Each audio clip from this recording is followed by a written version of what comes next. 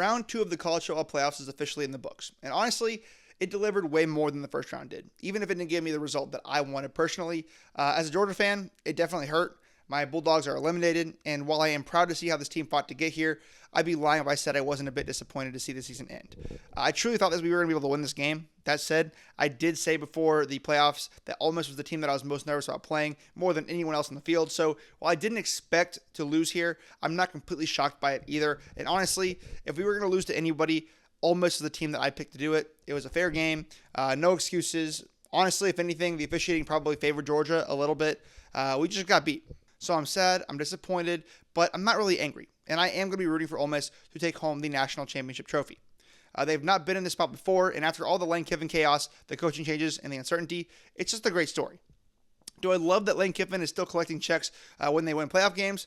Definitely not. But I'm genuinely happy for the fan base and the players. They have a massive opportunity in front of them.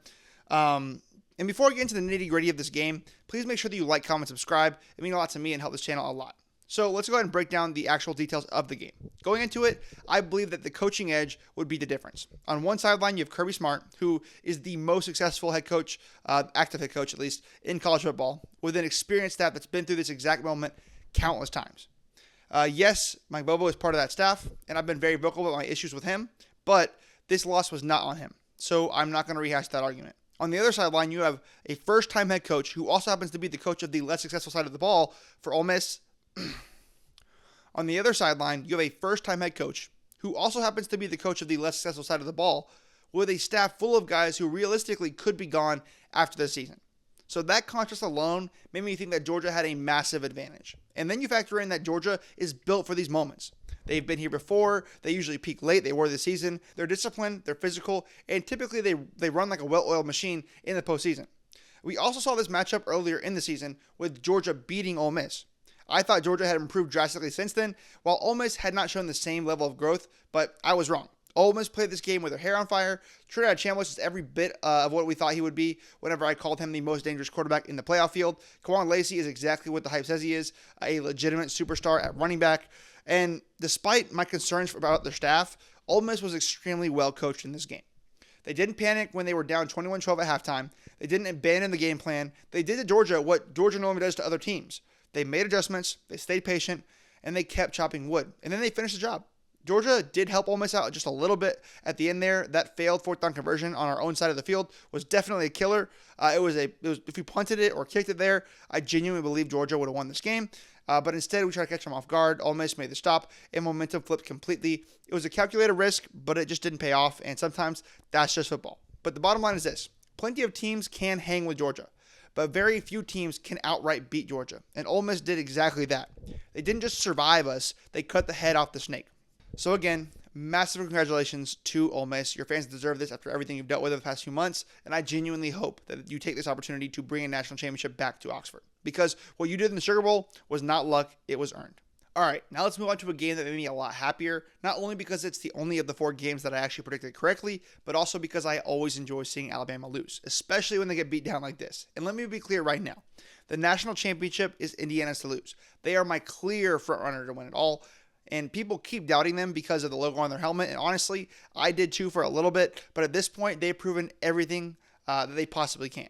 They passed every single test with flying colors, and they just all but shut out Alabama in this game. And I genuinely can't remember the last time I've seen Alabama get owned like this on a national stage. It was kind of incredible.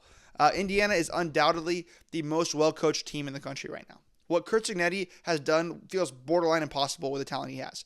3 years ago, this was a 3-win program, a team that was consistently finishing below 500. Then Cignetti shows up, he brings in a ton of Division II guys from James Madison, and he makes the playoff in year 1. And then in year 2, they are the number 1 team in the country. That's just insane and unheard of. What makes it even crazier is that Indiana's talent roster is noticeably worse than the teams that they're playing against on paper. But Cignetti is squeezing every last ounce out of the players that he has, and he's put together a monster team. This team is just a physically dominating rosters that are supposed to be much better on paper. And here's the thing about Indiana. No one accidentally beats them. They make you work for every yard. You have to earn literally everything. So you're not going to rely on turnovers, you're not going to rely on penalties, and you're not going to rely on self-inflicted mistakes. It just does not happen. And they put that on full display against Alabama. They made the Tide look like a Division II team. Alabama was completely helpless in this game. And like I told y'all before the game, if Alabama stayed one-dimensional, they would not win this game. They couldn't.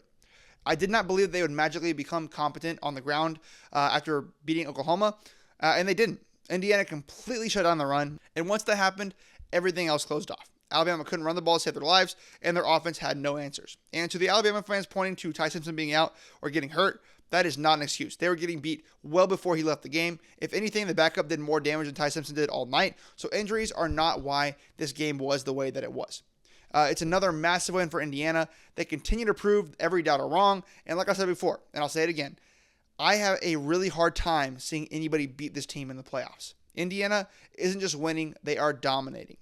All right, moving on to the most surprising game of the weekend, Miami versus Ohio State.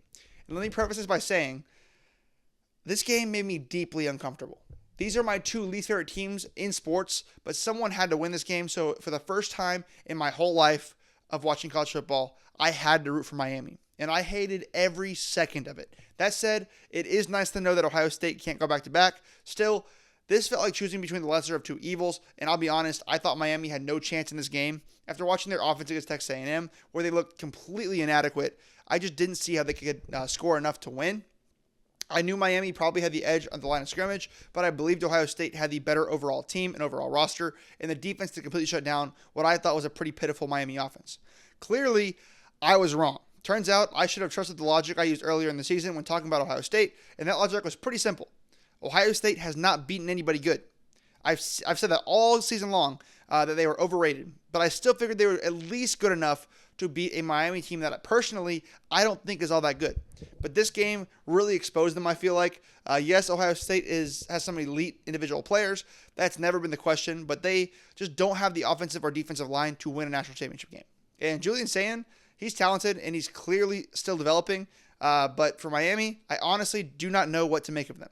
I was impressed by the win, no doubt about it. And I'm starting to believe that they may not be the same team that lost to Louisville and SMU earlier in the season. But at the same time, I know how inconsistent Beck can be. I know Miami struggles to run the ball consistently as well. And I really don't trust Mario Cristobal as a head coach, so I'm really torn. I don't know if it means that Ohio State is just overrated, if Miami has actually turned a new leaf, or if the truth lies somewhere in between. The next round of games, I think, will tell us a lot more about that, but for now, good for Miami, I guess. Still, if I'm being completely honest, I really wish both teams could have lost this game, but it wasn't possible. And finally, the least interesting game of the weekend, Oregon versus Texas Tech. I'll just be straight up with it. I was way wrong here. Oregon hadn't really proved much all season, similar to Ohio State, and they were facing a Texas Tech team that I personally watched dominate everyone they played. And because of that, I thought Texas Tech would find a way to win. Instead, this was a blowout and a shutout. Now, I wasn't shocked that Oregon's offense scored a ton. They kind of do that to teams. They have a very talented, albeit young and still inexperienced quarterback, a ton of weapons on the outside, and it's clear that this team is getting healthier every single week. So even against what was supposed to be an elite Texas Tech defense, I expected Oregon to put points on the board. What really surprised me, though, was how dominant their defense was. They didn't just slow Texas Tech down. They completely erased the dynamic and versatile offense. And look, I probably should have seen this coming. Dan Lanning has built some incredible defenses at Georgia, and clearly that side of the ball is starting to click again for Oregon. So they just hadn't shown much of that identity lately, which is why this performance caught me off guard, but it was very impressive.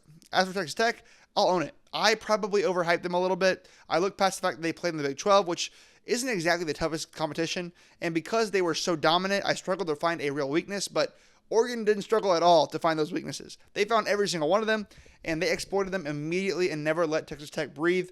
So credit where it's due. This was a statement win for Oregon, and now they earn a rematch against Indiana. And after what we just saw them do to Alabama, that game just got a lot more interesting. But that's going to do it for this video, guys. Please tune into my next video where I make predictions for the semifinal games. Peace.